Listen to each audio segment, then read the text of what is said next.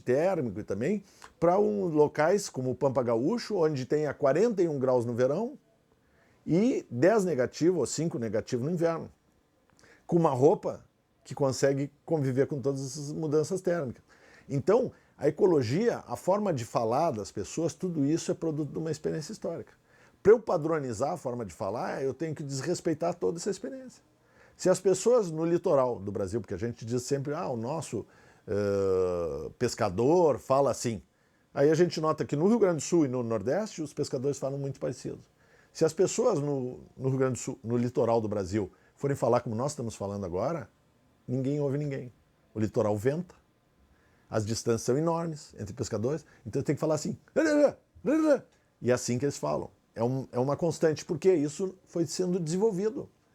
Então, se eu faço eles falarem o português oficial, da forma que eu quero, eles não conseguem mais se comunicar. Então a cultura tem uma coisa muito mais importante, que é toda a cultura constrói um sistema de valores. Esse sistema de valores, uma cultura não é uma coisa morta, ela é um conjunto de conhecimento em evolução. Então não quer dizer que eu não possa descobrir uma roupa melhor ainda para o gaúcho, mas com certeza não vai ser o mesmo que mora na Amazônia, nem que mora numa praia, para usar no Pampa. Ela pode evoluir, ela não pode ser dizimada. Então, porque tem gente que fala de cultura como uma coisa que tem que ser conservada congelada, isso é ridículo.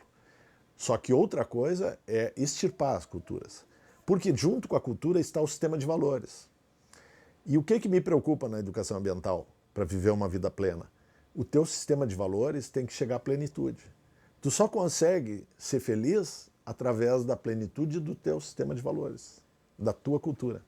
Se te extirpam a cultura para te vender uma roupa, para te vender alguns valores diferentes, tu sempre serás infeliz na cultura do outro.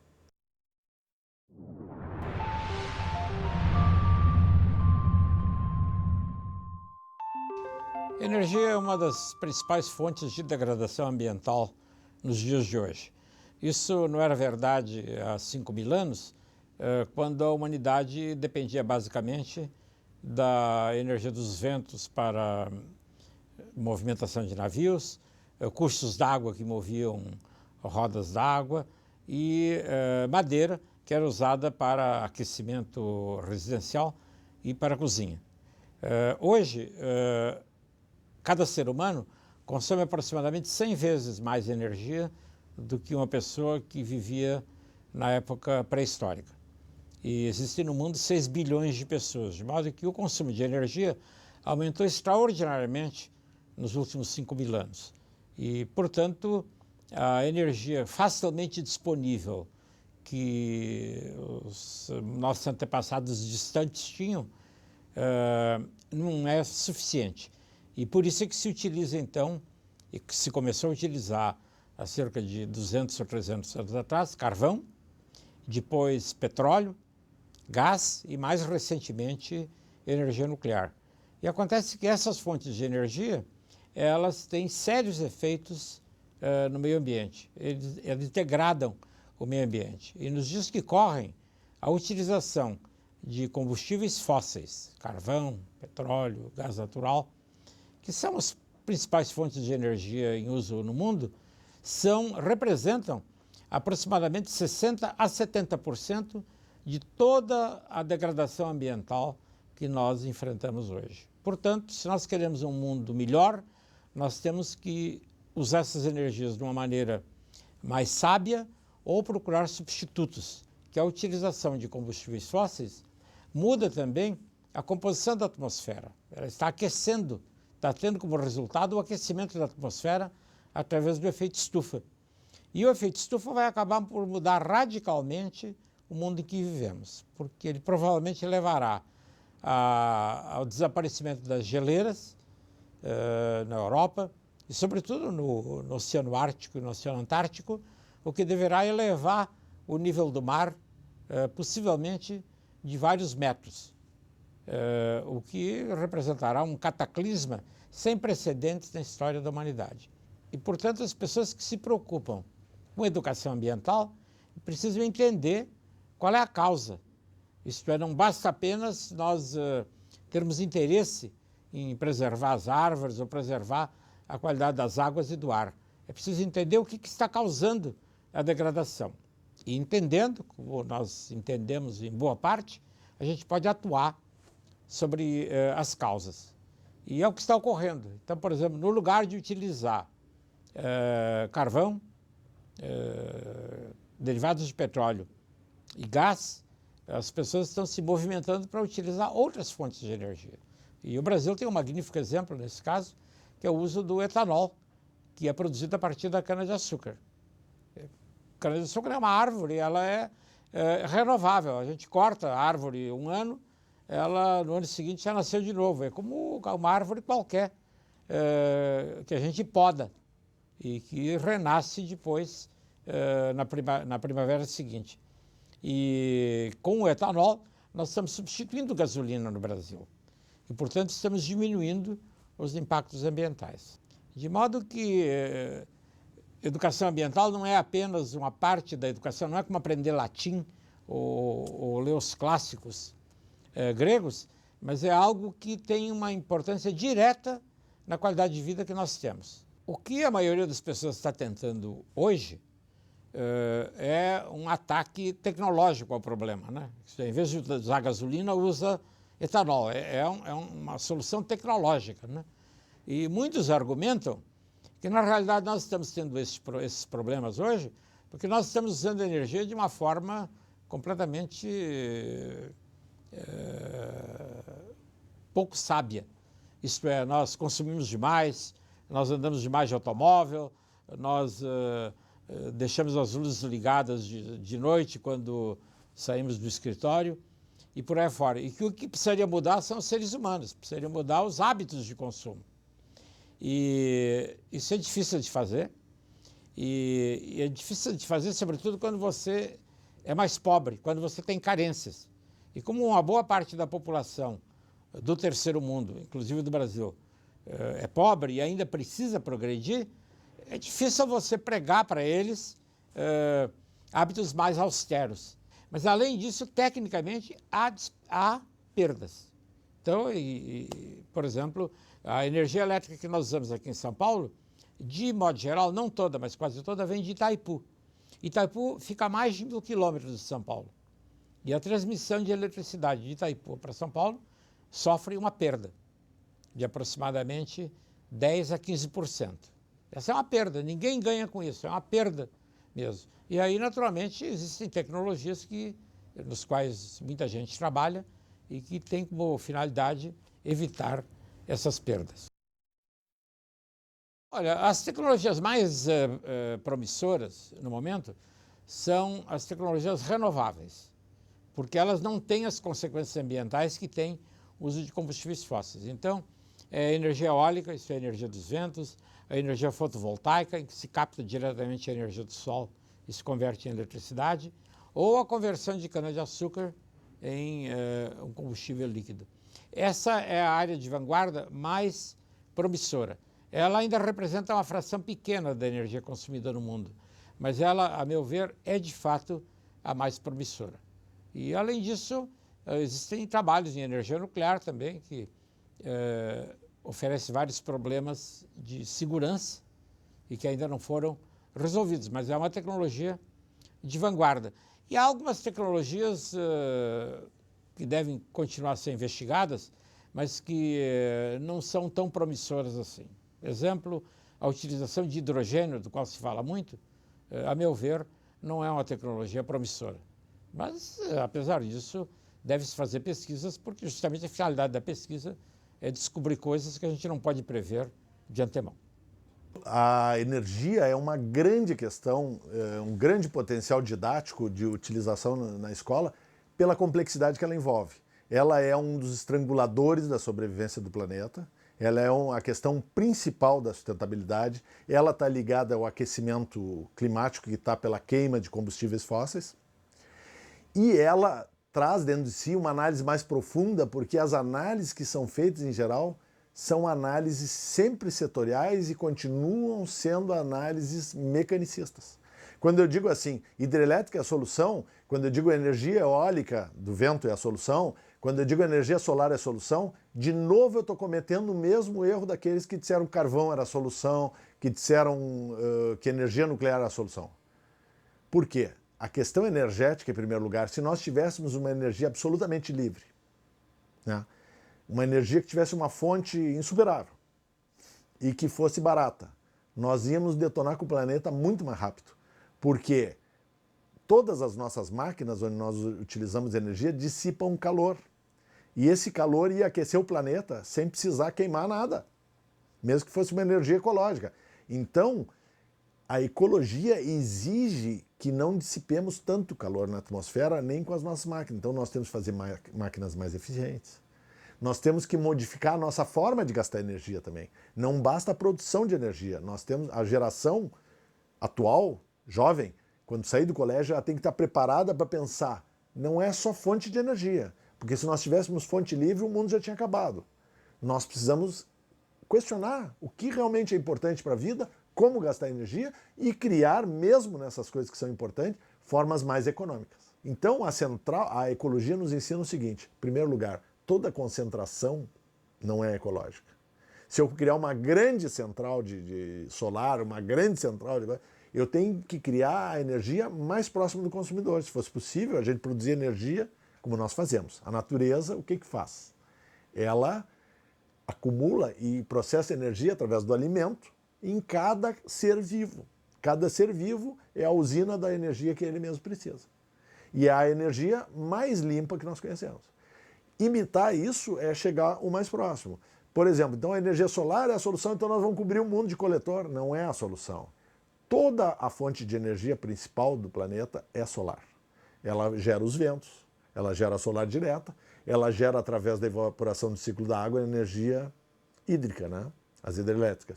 E ela gera, através da acumulação e da fotossíntese, a madeira, a biomassa, e gera, com os milhões de anos, petróleo, gás e todas essas coisas que também são fermentação de biomassa e processamento. Existe a energia térmica da Terra, que não é quase utilizada ainda, mas ela é muito menos importante. E a energia das marés também está ligada, muito bem. Essas energias, o que a ecologia nos ensina? A mesma coisa, a diversidade é importante. Quanto máximo tipo de energias que eu conseguir no mesmo lugar, menos eu vou me calcar só numa, mais suficiência, autossuficiência eu vou ter e mais equilíbrio eu vou ter, porque quando falta uma eu tenho a outra para compensar. Qual é a lógica da energia mais pura? Por exemplo, a energia solar se usa para fazer aquecimento. Bom, quando tem sol tem muito calor, né? Seria muito mais lógico utilizar a energia solar para fazer resfriamento. Porque quanto mais eu preciso resfriar, nos meus aparelhos de resfriar, é quando mais sol tem, porque está muito quente, né? Então, a lógica, o olhar pode revolucionar a forma de produzir energia. E os valores de consumo de energia têm que ser otimizados. Eu realmente preciso de tantos 1000 watts na minha casa para iluminar, né? Ou aonde eu preciso? De repente eu ilumino o ambiente inteiro para ler um livro. Será que uma energia focada com LED de alta intensidade, por exemplo, gasta quase nada de energia, leio o livro, não faz mal para os olhos, né? Não preciso iluminar a casa toda. Então todo esse processo de compreensão não pode ser feito por especialistas. Tem que ser feito por pessoas que conseguem ver, iluminar e a saúde, iluminar e o bem-estar. Iluminar, por exemplo, não provocar calor. Tem vários lugares onde a iluminação gera tanto calor que eu tenho que ligar um ar-condicionado, gastar mais energia para tirar o calor de dentro do lugar. Então isso é uma má administração energética. Esse tipo de questões que eu acho que a tendência isso é uma revolução, por exemplo, para as empresas, para a produção. Quando eu olho o todo da produção, eu faço economias de energia, produção mais limpa, por exemplo, que é uma metodologia, né, como o ZERE, outra metodologia de processar, de olhar com um olhar ambiental a questão, é uma economia de energia, a produtividade melhora, melhora o consumo, baixa o custo, aumenta o lucro. Quer dizer, então nós temos que nos capacitar para isso. Por isso que a educação ambiental é muito importante, é preparar os jovens para ter esse olhar na indústria que ele trabalhar, no lugar onde ele trabalhar, ele olhar com esse olhar, até a própria escola é um lugar que desperdiça energia. Ele fazer essa revolução, que é uma revolução de que cada cidadão tem que contribuir. Se a gente esperar que alguém nos dê as saídas, né, o herói, o ídolo, o gênio, nós estamos perdidos.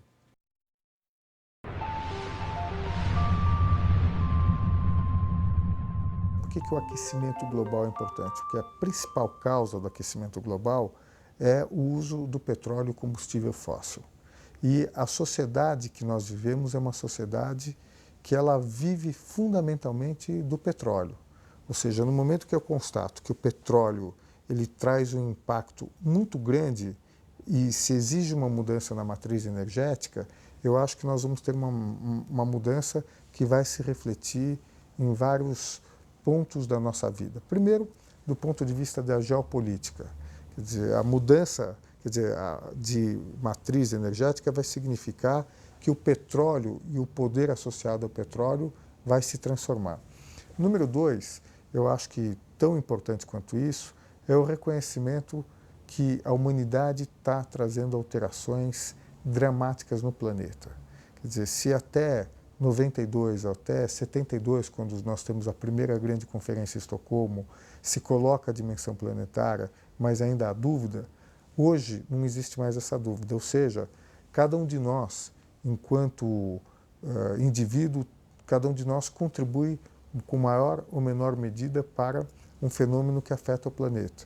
Ou seja, se nós andarmos daqui para casa de automóvel, e esse automóvel, ele certamente não for um automóvel a álcool, for um automóvel movido a gasolina, nós estamos contribuindo para a mudança do clima no planeta.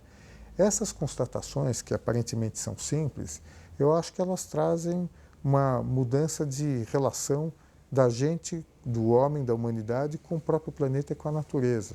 Quer dizer, essa constatação efetiva, concreta, real, da dimensão planetária do problema ambiental, eu acho que ela é absolutamente radical. Quer dizer, ela vai exigir, na minha opinião, uma mudança muito grande da relação que os indivíduos têm com a natureza, da relação que os indivíduos têm entre si, do papel das empresas. Eu, por exemplo, acho que é muito positivo que as empresas hoje entendam que elas têm uma responsabilidade em relação ao meio ambiente. E a colocação, na minha opinião, de que nós vamos ter que, a partir de agora, recolocar, quer dizer, certas questões para os tomadores de decisão. Quer dizer, eu diria que os tomadores de decisão, sejam públicos ou privados, eles terão que incorporar essa dimensão ambiental efetivamente no seu processo decisório. Isso vai trazer, inclusive, mais peso à sociedade civil, mais peso ao movimento ambientalista.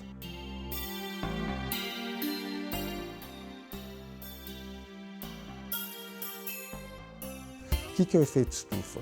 É a queima de combustíveis fósseis. Fundamentalmente, nós temos outras causas do aquecimento global, como o desmatamento, que, aliás, para o Brasil é muito importante, mas o fundamental é o seguinte: esse carbono é lançado na atmosfera e ele acaba provocando um aquecimento da superfície terrestre.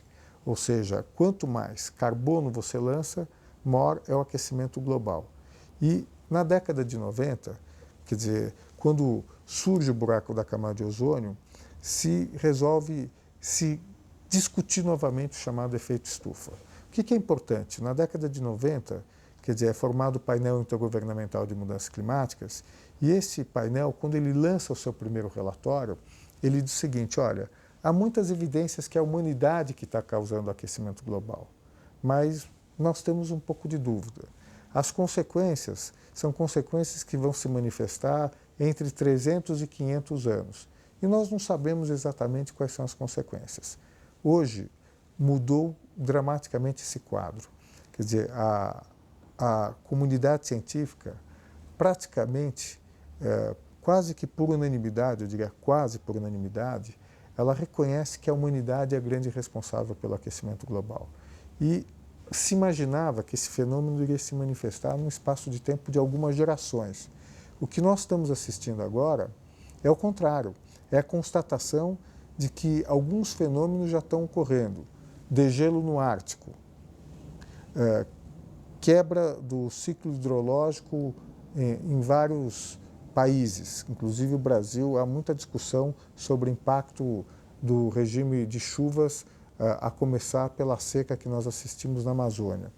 De maneira que, hoje, o que está acontecendo? Quer dizer, nós sabemos que existe o aquecimento global, que as consequências são dramáticas, são muito mais graves do que se imaginava, só que as soluções, quer dizer, elas existem até certo ponto, mas elas enfrentam uma resistência muito grande do ponto de vista político.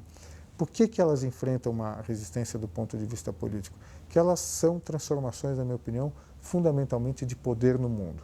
Quer dizer, quando eu digo que eu vou abrir mão do petróleo, significa que quem tem poder em função de reservas de petróleo, empresas que detêm o controle do petróleo no mundo, as grandes empresas de petróleo, elas vão ter que encontrar alternativas. E muitas delas estão até se chamando hoje não mais empresas petrolíferas como empresas de energia. Eu estou colocando isso porque, se me perguntarem, nos últimos 2 anos, quer dizer, o que mudou no tema de aquecimento global, eu diria o seguinte: a percepção da comunidade científica mudou.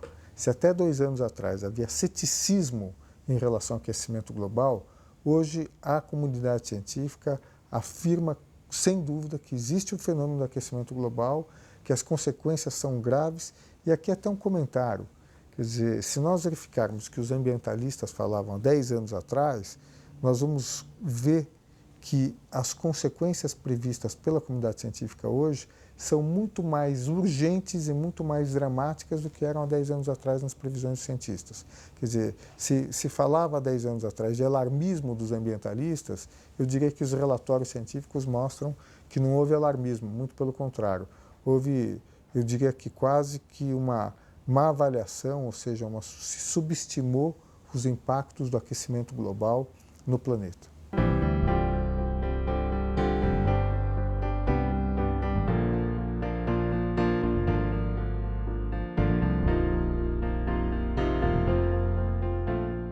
A instituição que mais conhece o tema do ponto de vista científico do aquecimento global é o Painel Intergovernamental de Mudanças Climáticas.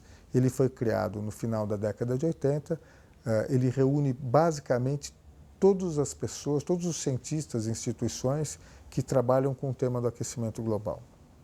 E eles lançam, o IPCC lança a cada 5 anos um relatório. Esse relatório é importante porque ele é, digamos assim, um retrato da percepção da comunidade científica sobre o tema. Em 1990, os cientistas tinham dúvidas sobre o fenômeno, mas eles já afirmavam que para estabilizar o clima no planeta seria necessária uma redução de 60% das emissões de carbono, 60% considerando todos os países do mundo. E eles tinham uma previsão mais ou menos a seguinte, que haveria um aumento da temperatura média do planeta entre 1,5 e 3,5 graus Celsius entre 300 e 500 anos. Já no ano de 2001, quando é lançado o terceiro relatório, os cientistas dizem o seguinte: nós nos enganamos.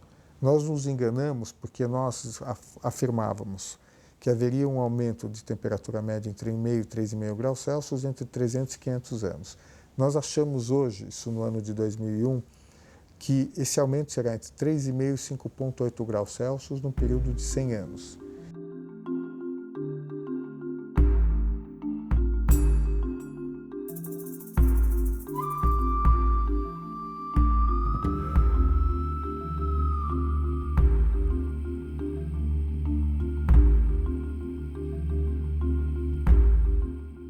Hoje, a discussão do ponto de vista do marco internacional é: já afetamos ou não afetamos perigosamente o sistema climático do planeta?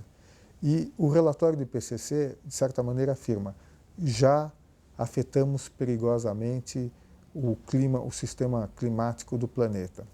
Portanto, isso significa, e vai significar daqui para diante, o que é muito importante, que é a ideia de adaptação. Quer dizer, a humanidade terá que se adaptar em relação ao que o homem já causou no clima do planeta. Se adaptar de que maneira? Ela tem que se preparar para a elevação do nível do mar entre 30 centímetros e 1,5 metro. Essa elevação do nível do mar ela é causada, por exemplo, pelo degelo do Ártico e de uma parte da Antártica. Aqui eu quero até fazer uma observação. Quer dizer, o que nós verificamos é que o degelo já está ocorrendo. Quer dizer, não é como era há 15 anos atrás, vai ocorrer. O que se está verificando é que está ocorrendo efetivamente.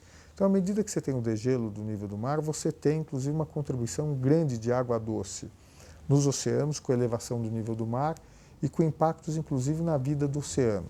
Número 2. que eu acho que esse também é um aspecto importante, inclusive para nós brasileiros. Há muitos cientistas que acham que a Amazônia tende a ter problemas muito graves, porque a elevação da temperatura média do planeta vai causar grandes incêndios, de maneira que as fraldas da floresta amazônica podem se transformar em cerrado ou em savana. A biodiversidade, por exemplo, vai ser muito afetada. Por que a biodiversidade vai ser afetada? Porque aquelas espécies que têm capacidade de se adaptar, por exemplo, de migrar, elas vão migrar. As espécies que não tiverem capacidade de proceder a uma migração, elas vão ser praticamente extintas. De modo que alguns cientistas acham que nós teremos, em função do aquecimento global, uma extinção semelhante ao que aconteceu há milênios de anos atrás. O que nós vamos assistir é um aumento da velocidade. Quer dizer, o aumento da temperatura no planeta, ela vai se dar num espaço de tempo tão curto que certamente os nossos filhos e os nossos netos estarão sofrendo essa mudança.